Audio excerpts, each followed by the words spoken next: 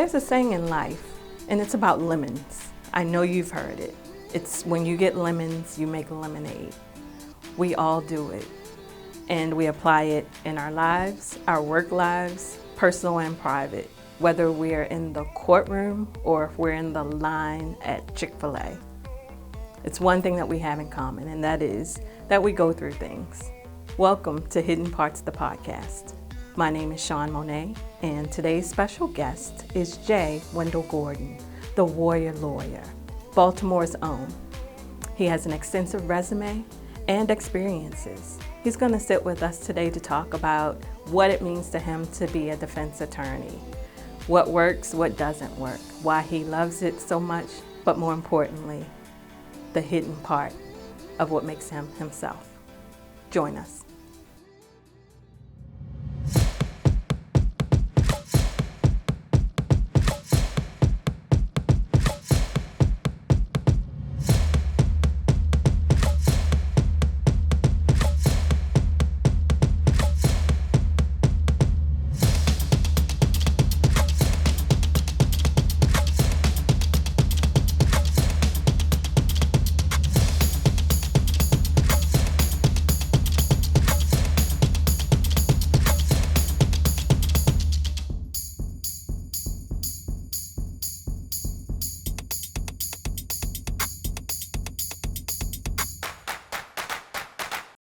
Hi, welcome to Hidden Parts, the podcast. I'm Sean Monet, and I welcome you. Today, I also welcome our special guest, Wyndal Gordon, the warrior lawyer. Welcome, welcome, welcome. Well, thank you. Thank you for having me. A Baltimore hero, a true Baltimore hero. I made hero status? For me, okay. And for a lot of people, because you do things that the ordinary person wouldn't want to do. You know, but at the end of the day, as a defense attorney, some may call you a villain, some, well, not savior level, but still, you have compassion for people and you see the person. So it's a humanistic piece about you that people don't realize you have. You know, there's still somebody's child, you know, somebody's husband, mother, father, what have you. And you see past all of what I guess is alleged at the time, and you see that person and you want to help them, and that's big. A good friend of mine, Demario Solomon Simmons, an attorney out in Oklahoma, he says, a good lawyer answers questions, but a great lawyer answers prayers. And I think that, not to say that we're God or anything, or have a God complex, but through God we answer prayers. So when the prayers go up, we get to working. Hey, I'm a firm believer. We get to working. Of prayers going up. Me too. And you see it all the time in this business. You know when people are praying. You win cases you should lose, you know, and things happen that ordinarily do not happen. Things just start to move in place in a certain way. And you start to understand that God is real. So you got to keep God in your life as a defense attorney. It's very important because things happen all the time. Sometimes they don't always go the way you expect them to go, but God is in all of it. Absolutely. So Jay, when did you get the call? How old were you when you said, you know what, this is my lane? That's interesting you ask it. I get to ask that question a lot. Really? Yeah, I get asked a lot. When I was 14 years old, I decided I was going to be an attorney. And the interesting thing about it is that I didn't know what attorneys did. There were no attorneys in my family. My parents were educated, but they didn't know any attorneys. But it was something that was birthed in me that just made the decision for me. So I always say that I didn't choose law. Law chose me. And now that I've become a lawyer, there's nothing else that I can do. I can barely screw in a light bulb. So. I don't believe that. So there's nothing else that I can do in this world. And I think that's why I work so hard to do it well, because it's really my sole vocation and my avocation. So, and I enjoy it. In fact, if it wasn't my job, it would definitely be my hobby. Wow. Wow. So how does it work? A person in trouble comes to your office and they seek guidance or counsel. Is it ever an opportunity for you to say no when they come, or how does it work in terms of you choosing cases? Well, I consider myself a trial lawyer. So I'm not solely a criminal defense lawyer. I'm not solely a personal injury lawyer or malpractice lawyer or a civil rights lawyer. I practice law in all of those areas. Most of the times when I'm called, if it's a criminal case, people are looking for assistance. They're in trouble. They think they're in a situation that is almost insurmountable. But when I talk to them, with my experience now, 28 years, I can kind of tell you what's going to happen from the short run to the long run. So it puts a lot of people at ease. And my goal is that when you come to me, you may come in feeling a certain way, but I always want you to leave feeling a little better than you did when you came in. And that's my goal. I never sell doom and gloom. Some lawyers say, well, it's going to be doom and gloom unless you pay me X amount of dollars. I never sell that. I'm going to tell you what it is and what it isn't, but I'm also tell you that, there is hope. And I want you to leave with hope, because nothing is ever as bad as it seems, especially if you have a good lawyer. It's never going to be as bad. Yeah. And you have those prayers behind you that we spoke about earlier. Yeah, prayers, they carry the day. Yeah, they carry absolutely. the day. Absolutely. I was in court today. I thought I was going to be in trial. The prosecutor had offered my guy a suspended sentence for some drugs that were found in his house, and we weren't going to accept it. And so the case was scheduled for trial. We had to hang around court for about 3 hours. I'm down in the jail visiting my client. We're getting ourselves together for trial because I wanted him to testify in a motions hearing, because I felt as though the drugs were recovered illegally in violation of his Fourth Amendment rights. So we're sitting up getting prepared, getting a little last minute preparation together. We get called back up to the courtroom. I'm thinking we're ready to go to trial, and the state dismisses the case right there. It's like, what? Wow. I've been here for 3 hours from 8:30 to like 11:30 waiting to go to trial. And she dismissed the case just like that. She said, well, I had a chance to consider the evidence and the arguments that Mr. Gordon was making, and we just decided that we had insufficient evidence to move forward, so she dismissed it. But that's the same thing I told her at 8:30 when I came in there, that they didn't have the evidence. But 3 hours later, she got the story, and we're results oriented. So however long it takes, as long as we get that dismissal, we're happy. All the same. So you mentioned the process, but some of us don't know the process. So person gets charges filed against them, then they're They call indicted. the warrior lawyer. They call the warrior lawyer. Yeah, you gotta have that. So then what happens? The state, it's their job to prosecute, your job in this instance to defend. Okay. What happens is I'll bring them in for an interview, talk to them about what happened. They'll tell me what they think happened, and I'll tell them what I think happened, and we'll kind of marry our ideas to come up with a defense. And a lot of times we can do that because the law is malleable in some respect. Like, you don't have to your conduct doesn't have to be foursquare within the law. As long as you can bring it within the law, then you can kind of defend your cases. So, for instance, if you're in a self-defense situation, you say, oh, I was just fighting. I was fighting. Well, why were you fighting? Oh, because he pushed me. Well, tell me that. Because if he pushed you, then no longer are you in an aggressive position. Like, he put you in a position to have to defend yourself. So you can defend yourself, self-defense. When you just tell me you're fighting, I don't know what that is. I don't know who started it, who ended it. I don't know it. But if I ask more questions, I can figure out the details of it. When the details come out, and I can figure, okay, there is a self-defense situation here. Well, I got in his face, but I didn't hit him. Or he could say, well, the guy got in my face, but he didn't hit me. I hit him first. I said, but did he place you in fear? Did you think he was going to hit you? Yeah, I thought he was going to hit you. Well, that's an assault because he placed you in reasonable apprehension of fear. So you can even hit him. You don't have to take a punch to give a punch. You don't have to wait till somebody socks you in the eye to defend yourself. If you feel threatened by that person and your threat and the way that you feel is reasonable, then you have a right to defend yourself without even taking a punch. You can throw the first punch.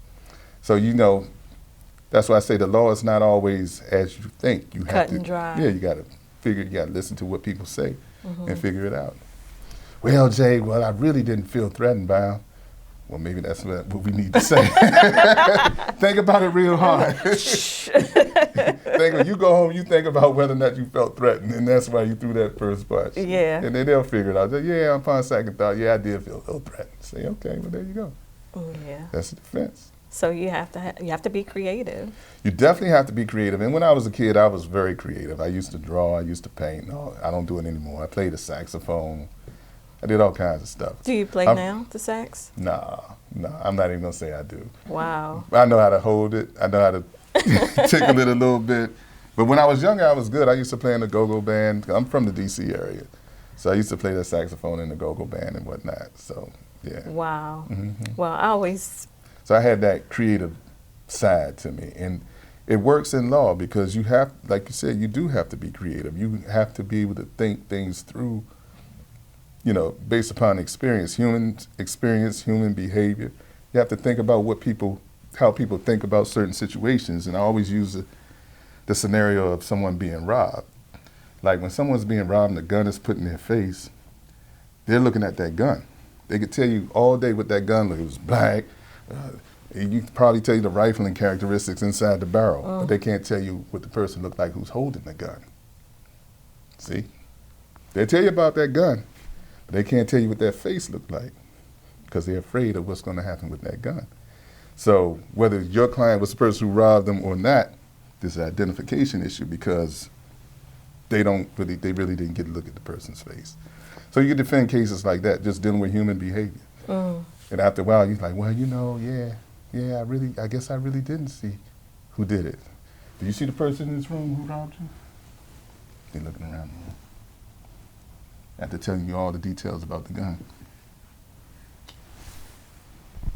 I can't say for certain. Not guilty. But I can describe that gun. You know what that gun looked like. Wow. And it's really, people say, Jay, how can you defend somebody who you know committed a criminal act? And I always tell people it's not the criminal act. I defend the Constitution. The Constitution says that you have a right to zealous representation, to fair representation, adequate representation. You have constitutional rights to remain silent. If the state's going to bring charges against you, then they have to prove it. So it becomes that situation. Can you prove it? Doesn't matter whether you did it or not. Because my cases are always bigger than the person who's sitting at the trial table with me. I defend the Constitution. I defend the client's right to have you prove your case beyond reasonable doubt. And beyond reasonable doubt is the highest burden in our judicial system, in our justice system. It's a very high burden. And it's very hard to overcome. But if you can't meet that burden, you're not going to get this guy on my watch. You know what I mean? And so that's just the nature of the beast. That's how the system works. And so if the state cannot prove its case, then they can't convict. It doesn't matter whether you did it or not. But it works in the reverse too. Sometimes people who didn't do anything because they are not well defended. And Warren Brown, a good friend of mine, attorney in Baltimore, he always says the truth not well defended will lose. And that always resonated with me because it's so true. If you go into court and you don't have the proper representation, even though you're telling the truth, you figure I can do this because the truth is I didn't do anything. And you think you can handle it yourself. If you don't defend yourself well, you will lose. Yeah, big So that's why an attorney is important. And defense attorney is even more important. Because we stand in the gap for you.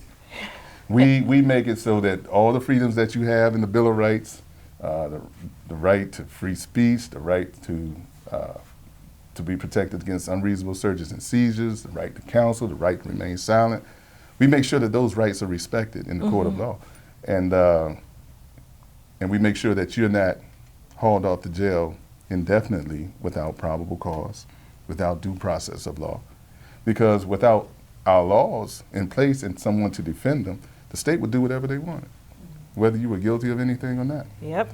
So I always say defense attorneys we're one of the most noble professions in the law because we make sure that the Constitution is upheld and that our guarantees are honored. That's what we do.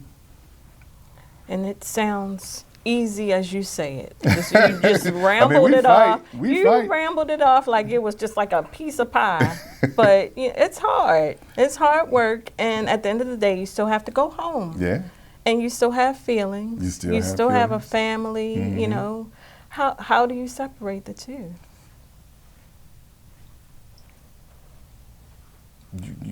You can't always. Mm. If you really have passion for what you do, you can't. You take it home with you, and you suffer through it, and you work it out, and you come up with answers. And whoever I'm with, they're going to be into it too. They're going to be thinking about it because I'm going to be talking about it, and they're going to be sleeping thinking about it. And they say, well, they might get out of their sleep and say, well, why wouldn't you do this? Or what do you think about that? I'm like, God damn it, you're right. That's good. You know? So I was like, I incorporate some of what they say into my defense because they're looking at the case the same way a jury would. They're fresh. They're just hearing about it. What is your gut reaction? What is your visceral reaction to what you heard? How would you respond to those stimuli or circumstances? And sometimes, for instance, women, they are very intuitive. And they have certain understandings of things that sometimes we miss as men. For instance, I had a murder case, attempted murder case in Prince George's County. The guy was accused of dousing his girlfriend in gasoline and burning her while she's in the bathtub. Yeah. And so I remember there was a picture of the tub and it had this sheen over it.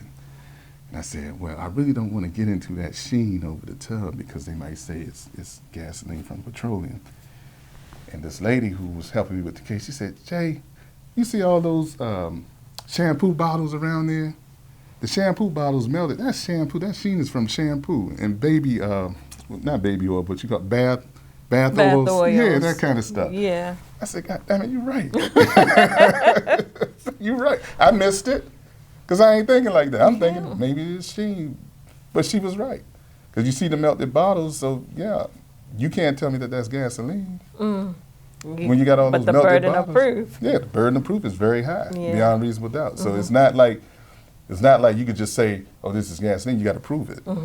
Everything that happens in court needs to be proven. It's not the court of say-so. It's not the court of public opinion. It's the court of proof. It's the court of law.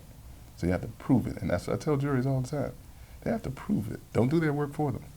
If you have more questions at the end of the case that you had before the case started, then they haven't done their job.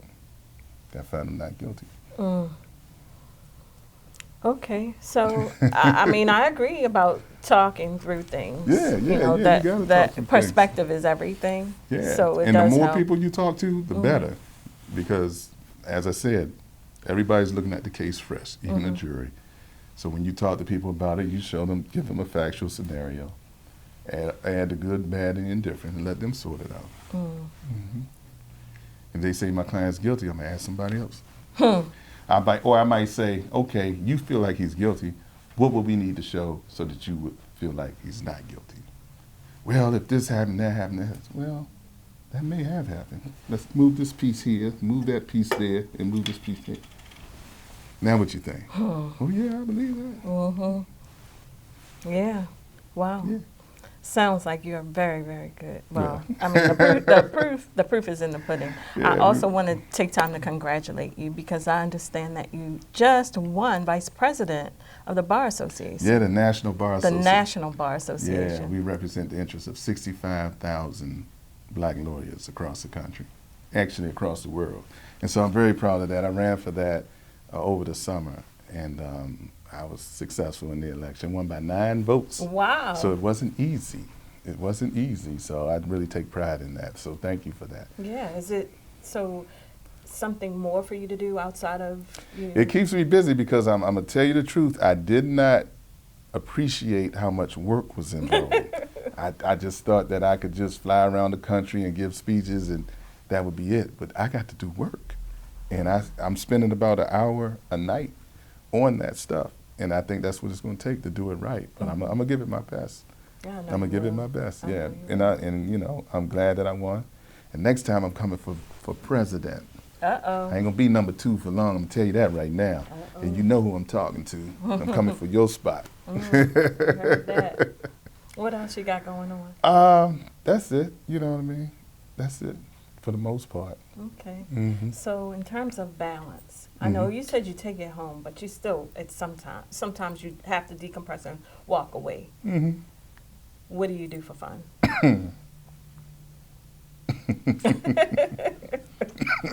Not while the camera's rolling. Oh, okay. All right. All right. So I do the same thing that everybody else does. All right. I like to sleep. I like to watch TV. I like to go to the movies. I like to go out for dinner. I like to party. We're having a big party this weekend, September the 2nd. Y'all come on through. September the 2nd. If you ain't got nothing better to do on September the 2nd, this ain't got nothing better to do backyard barbecue. Come on in, bring a lawn chair. We got live entertainment, food, drink, cigar vendors, hookah vendors, and good time. Wow. Yeah, in Bowie, Maryland.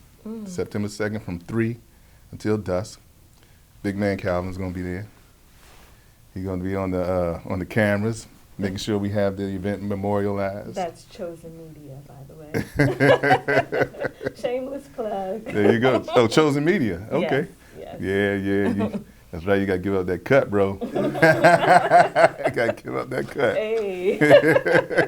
Well, that's good. That sounds like it's going to be nice. Yeah, it's going to be real nice. And you should come too. Bring your family. I'm going to try and roll through. There you go. Hey, I might even ask if I can bring my podcast. No. Okay. That's a no. Negative. Nah, I'm thinking about that. That would be interesting. Why wouldn't you? I don't know. People may not want to talk. They want to have fun. That might be a good idea. We could talk. We'd probably be running 2 podcasts because we was thinking about doing ours. Really? Yeah, we actually had that conversation last night. Well, my studio is open to you if you need. I appreciate it. It's a y'all. This is a nice studio. I wasn't even expecting this. I thought I was going to some dark room. It's going to be painted, everything painted black, and black curtains over the black sheets over the windows and stuff. I didn't know. So this is very those that know nice. Chamonix. There you go. You don't do it like that. Don't roll like that. Yeah. My But I would have come just the same not though. to do it half-ass. Not to say other I ain't people saying do it it was half-ass. but Don't tell me yelling at me. I ain't saying. I'm not saying that either, but to my standard. And thank you for the compliment. Yeah, it's real nice. We got something to drink. We had some fruit salad in there. It was real nice. Yes, indeed. It's all good, just for you. So I want to ask you about the latest, the squeegee worker defense. Oh, yeah. You absolutely saved that man's life. You and Mr. Warren Brown. We realized that after the fact because we just don't like losing. Anything. I mean, we won 3 out of 3. And, we did escape the murder conviction. We did escape the second-degree murder conviction. All the murder convictions we escaped. They got us on the voluntary manslaughter and handgun use and commission of the crime of violence and handgun possession under 21. And so, but what that showed was what we were saying the entire time. And that is, that the prosecutor's office weaponized their authority to go after this kid because they knew they couldn't make out a first-degree murder case. Ray Charles knew that, but that was the only charge that would force this kid to be tried as an adult. If they had charged him with second-degree murder, he would have been tried in juvenile court. Anything less than first-degree murder would have required him to be tried in juvenile court. So even though they knew they would lose, they rather try a charge that they could not win just so that he could be tried in adult court and be treated as an adult when he was 14 years old at the time of the offense. So I really have disdain for that administration for doing that to one of our children when he used to be one of our children. Yeah. So I don't like that administration for that. I do like Ivan Bates as a person. I've known him for a long time, but I don't like what that office did to this young child.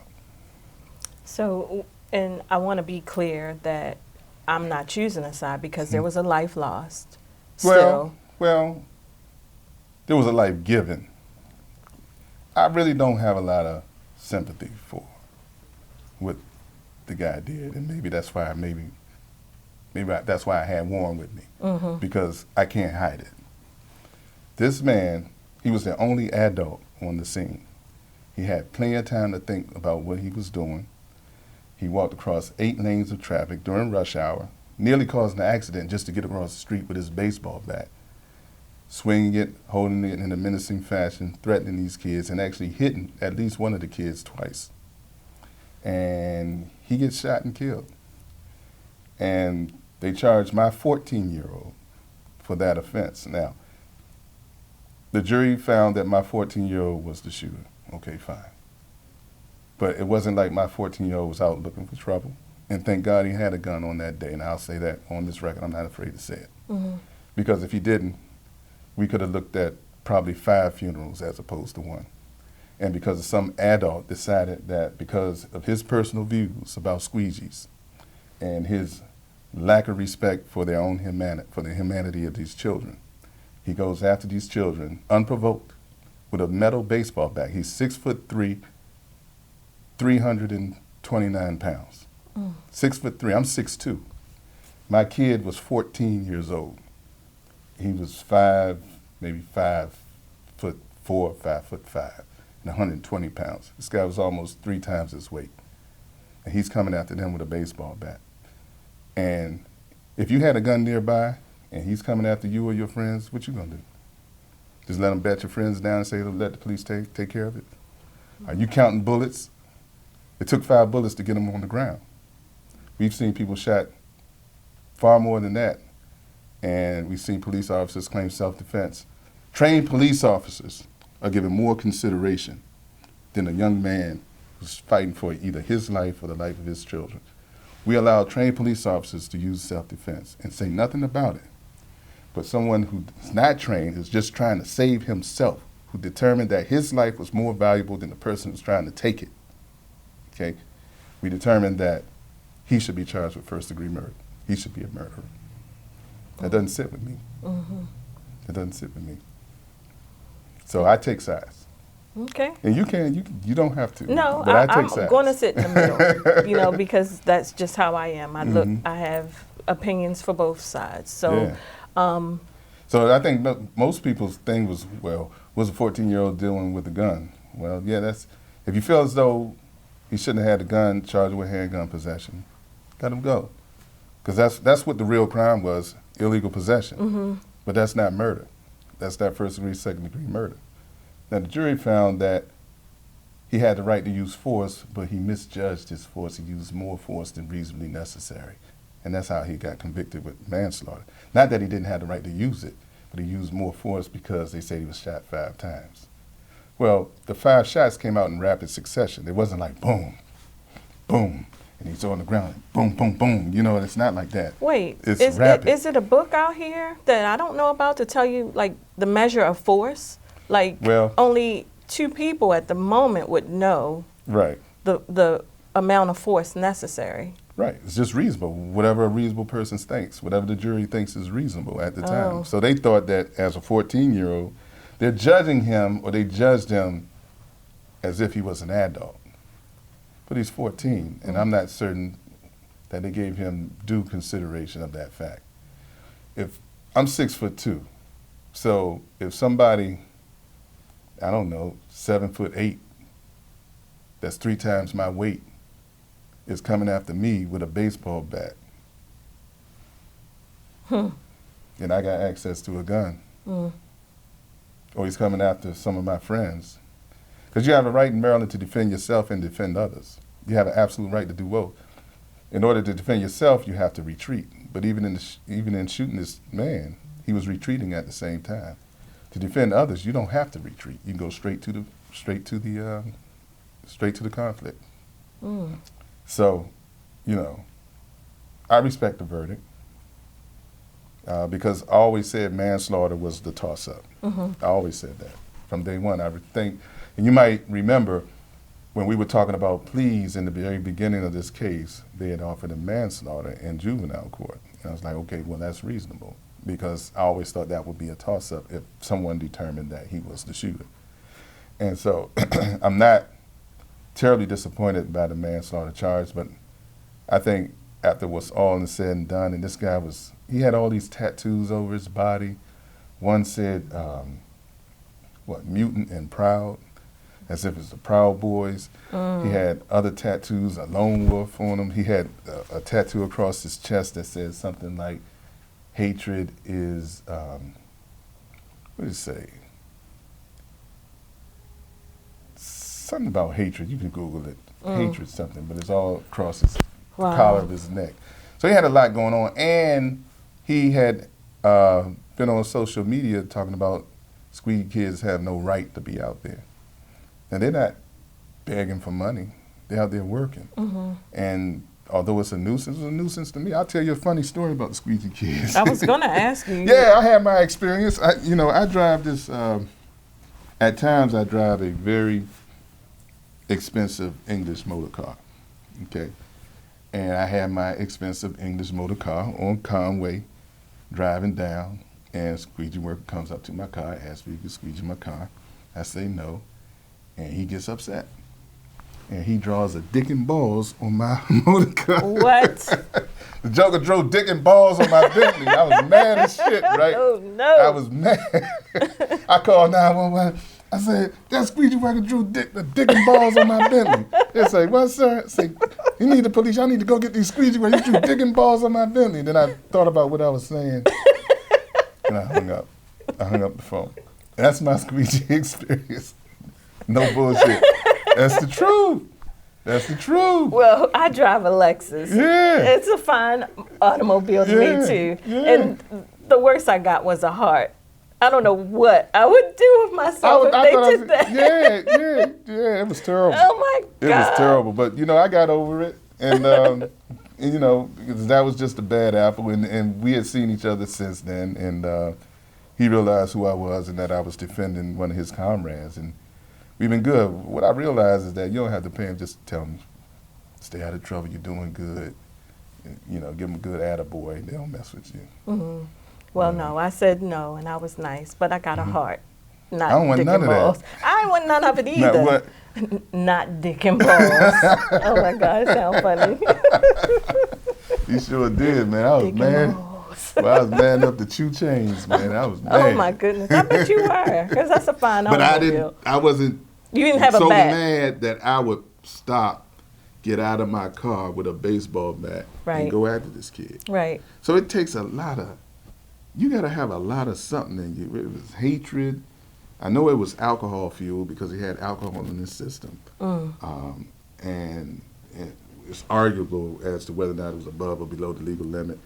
There's evidence that it was above the legal limit. There's evidence that it was below the legal limit. But there's no disputing that he had been drinking alcohol, and he was on mental health medication. Yeah, so he had all that mixed up, the confluence of all those things. Yeah. So that may have explained his behavior, but it doesn't excuse his conduct.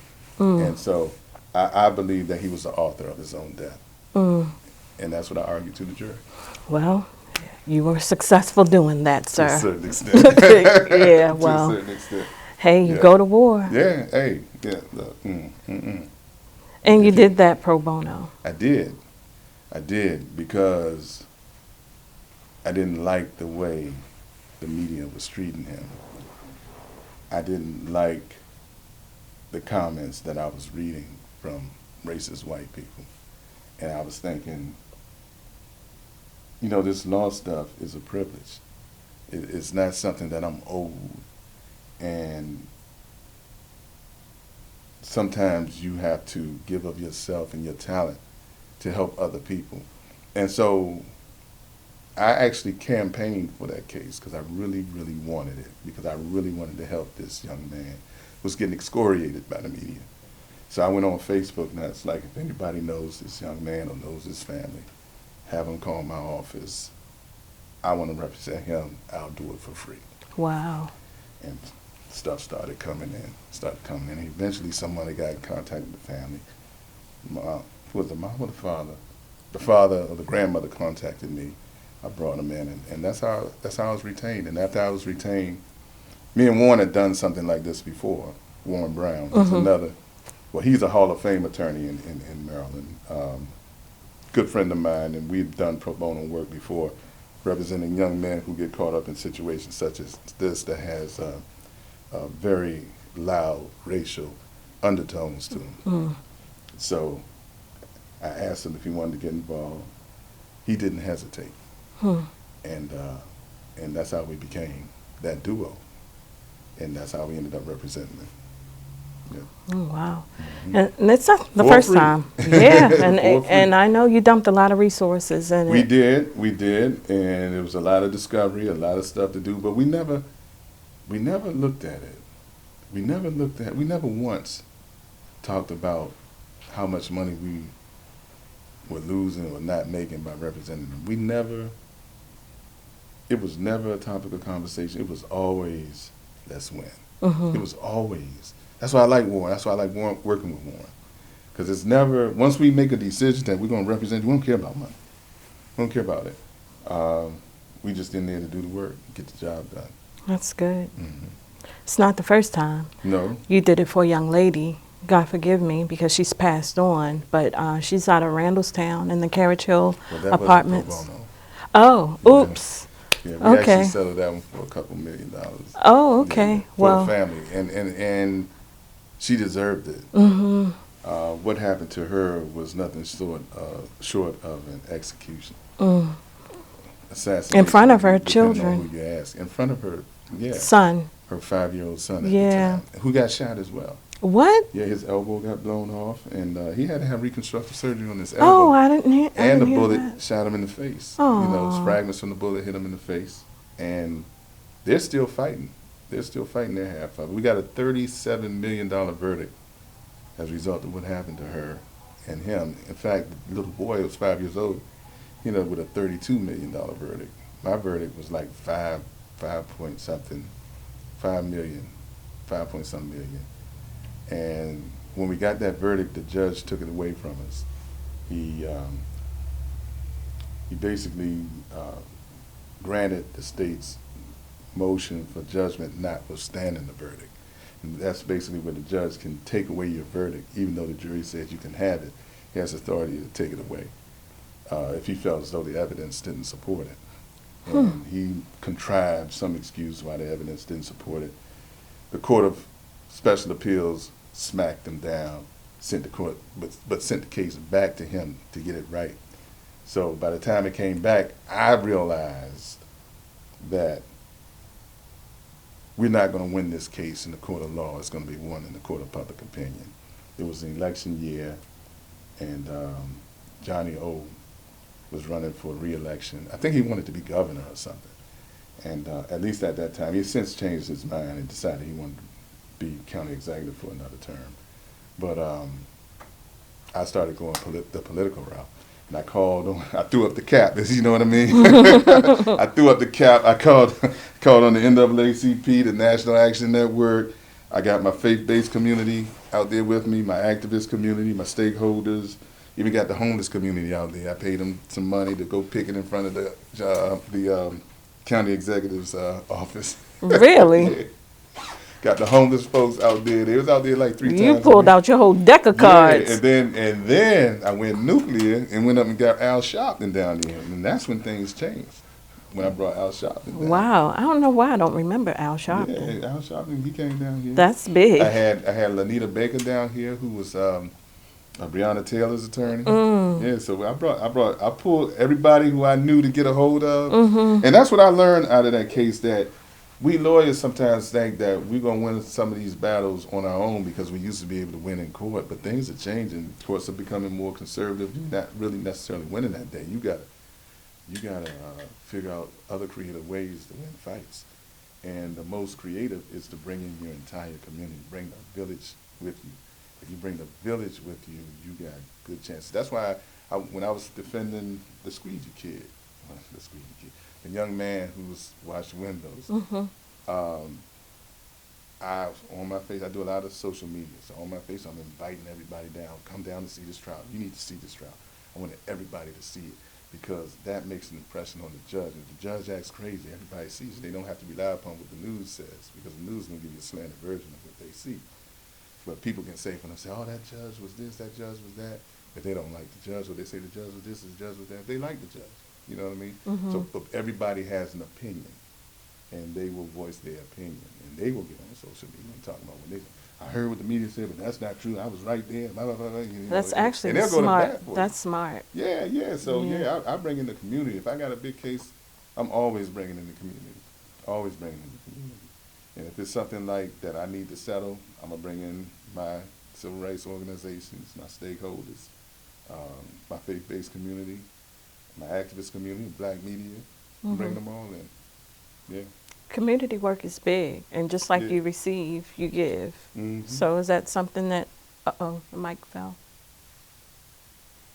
You're going to be editing it, right? Yeah, for sure. Can you repeat what I said? No, we good. Okay. So, community work. Do you tackle it from both sides? What do you mean? You help, like the young man that we were talking about. That I consider that as community work. Yeah. I don't know if that young man's father was in his life or not, but not much. He was in and out of jail, but he was very concerned about what was taking place with his son at that point in time. Yeah, he was there. So when I say community work, I see it both ways, because you're upstanding, you're respectable, and this young man has now got you in his corner, and he's learning from you. Yeah, he did. He did. He was very humble. He was a great client to work with. Just an affable young man who has his whole life ahead of him. And I'm hopeful that the court will see some redemptive value in him, because he has it. And he should have never been placed in that situation. And I'm talking about from the time that Mr. Reynolds got out of his car and thought about what he was going to do to these young kids. Walked across the street still thinking about what he was going to do. You know, if you ever want to talk about premeditation and deliberation, that was him. You know, if he had killed one of those kids, that would have been him. And he left his car engine running. Like he was going to go bat down some kids, and get in his car, keep it moving, get home in time for dinner. You know what I mean? With his family. With his family. You mentioned mental health.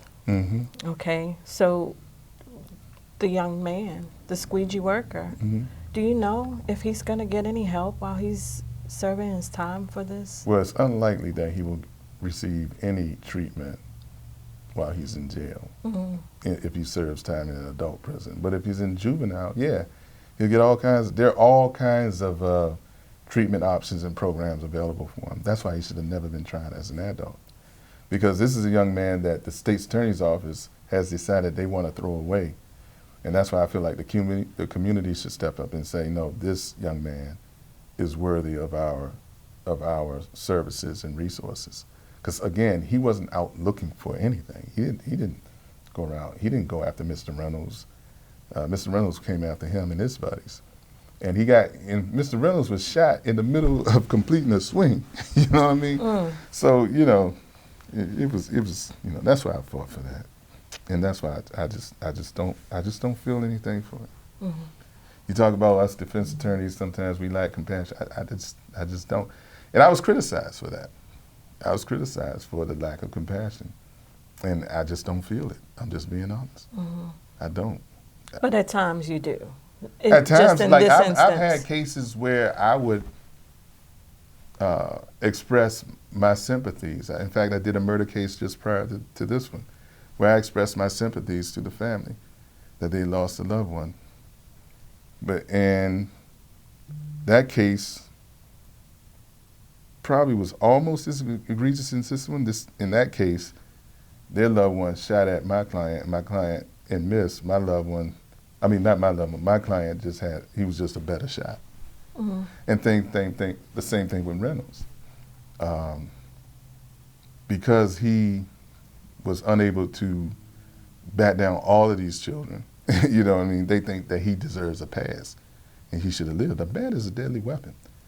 Somebody could swing a bat at you, or you could be sitting across where Chelsea is, and I could throw the bat, hit her in the forehead. She's out of here.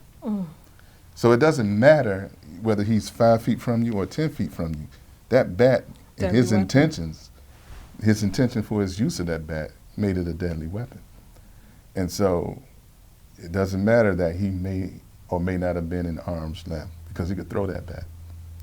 And the kid really didn't have much room to retreat. If he retreated too far, he would have tripped on the curb. And look, if that guy had gotten his hands on this kid, he could have choked him out. So even without a bet, he presented, a very dangerous situation for these children.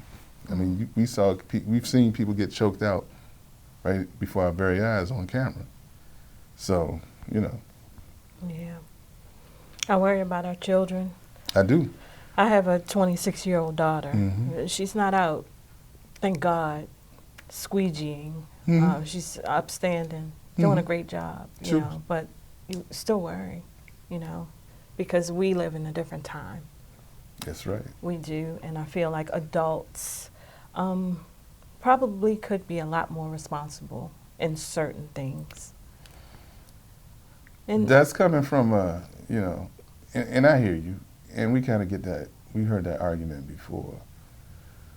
But sometimes people come from like single parent households, and they're not the only kid in that house. Like it's maybe 3 or 4 other ones. And people talk about disciplining the parents or doing something against the parents. Well, you don't know what this parent could be giving her all to make sure all her kids are coming up and doing the right thing. And one of them slips away and does something crazy. They talk about lock the parents up. Well, who the fuck are you? Right. Now, I wasn't going there. Yeah. I wasn't going there, Yeah. but I'm just talking about leading. That's Yeah, all. I mean- and making decisions. And I don't want to talk about Mr. Reynolds and his death, but, just using that as an example of how we have more sense in certain instances, and we should use it. We should think definitely. twice about, things that we do, things that we say, because I was taught that your sermon is always watched. It's taught. Right. People catch more than you teach. So, just what we do is teaching a whole lesson sometimes, just That's our right. actions. And that's where I was coming from there. Because, I was brought up in a single parent household, and, me and my brother took different routes. Yeah. So I totally understand. We Yeah, had the and that's the same thing. love, Mhm. same everything. Same everything. But it boils down to choice. So Yeah. I wasn't going there at all. Yeah. So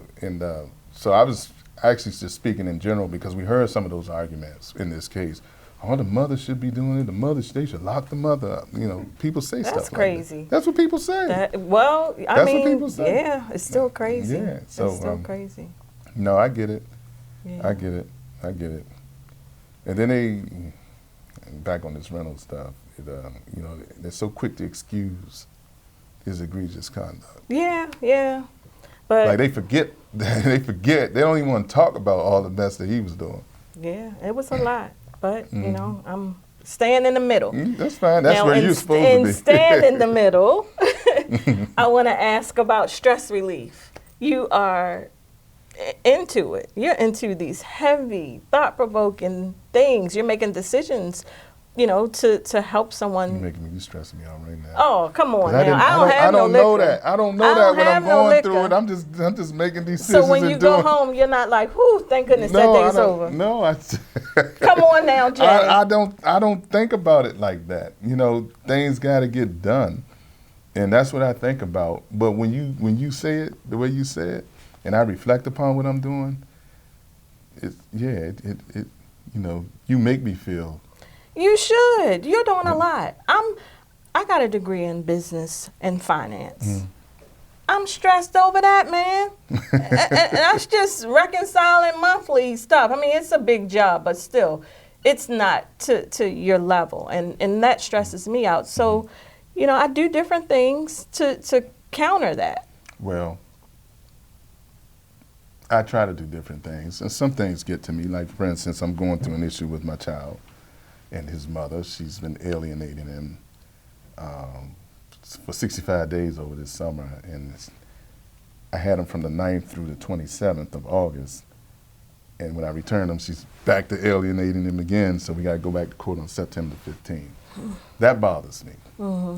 Like, nothing else has bothered me than that, because it Not hurts to cut him. you off, but you this big, fine, and I'm married, y'all, but this big, fine man, from the outside, you look like, you clicking, got it all going on. No, I ain't got it all But going for you to on. say that, Yeah. I mean, you're human. Yeah, I got, it hurts. It hurts, and but I'm working through it. Because, luckily for me, I know the process, so I know that I'm going to get where I need to be. It's just going to take a while.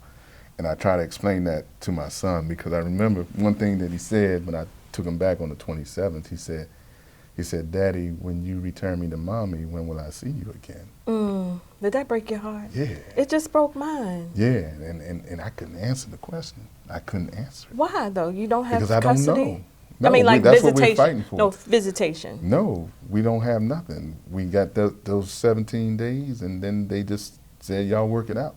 That's crazy. Yeah, so, you know. And you're an attorney. Well, that's what I got going for me. It might help me, it might hurt me, you know what I mean? Who knows? But I'm going to be in there fighting. Well, I'll be praying for you for sure. I appreciate that. That's real selfish. Back to my point about adults. You know, sometimes the way we choose to adult True. is not and so cool. We should be old enough for our wants not to hurt. Right. You know what I mean? Not to hurt. And what hurts me the most is him and how he's hurting. That's what bothers me. You know, me, I'll be all right. I'm gonna be all right. But him, you never know what impact that has. So I always try to be honest with him when I talk to him, and I knew that she would probably not take my phone calls and not let me talk to him, and true to form, she's doing it again. And so we'll have to deal with it. The good thing about it is, like, September 15th is like 2 and a half weeks away. It's around the corner, yeah. So we'll live, we'll survive, and something will happen on that day. So even talking about that, I know it's heavy on your heart, but... Well, it helps me to talk about it. And that I don't carry it. Right, and that's the whole purpose of Hidden Parts, by the way. And I want people to know about it, because I'm not the only person that's going through it. And as I've been talking about it, people have been coming out of the woodwork telling me that they've been going through it. And so I understand that this is a big problem. I've been talking to my elected officials about it, and in this session coming up, I'm gonna try to put some laws on the book. That's good. And I think that's how you handle it. You know, so if it's gonna be me, hopefully I'll be one of the last ones. That's big. So do you have any advice for someone that might be, woman or man, going through the same thing that you're going through? Don't give up. Don't give up. And join me in the struggle. I mean, I'm going to change. Something's going to happen in Maryland and in D.C. I know elected officials in both places. My son happens to live in D.C. I'm going to start with Maryland because I'm most familiar with Maryland. But I'm going to move my way to D.C. Okay. And I can help out any way you need me to. Like I told you, my child is grown, but you know, I'm everybody's auntie. I believe that. Everybody loves me as their auntie. I think I'm gonna get a T-shirt to say "favorite auntie." That's all right. We've been chopping it up for a long time, so I don't want to hold you much longer. I'm good. I really appreciate it. So what's next? So what's next for me is really focusing on this National Bar Association, this vice presidency. It's very important that I use this platform to advocate on behalf of black lawyers nationwide, because there are a lot of things going on today that we really need to be speaking out about. I don't think we're doing enough. We have issues with, you know, you got Trump, you got Florida, you got affirmative action, all of these issues that are just attacking us left and right. And it seems like we've been lulled to sleep. We're not outraged about anything, at least not outwardly outraged. And I just feel like you need to see more lawyers out here fighting for us than our beloved Ben Crump, personal friend of mine. He's excellent at what he does, and nobody will ever replace him.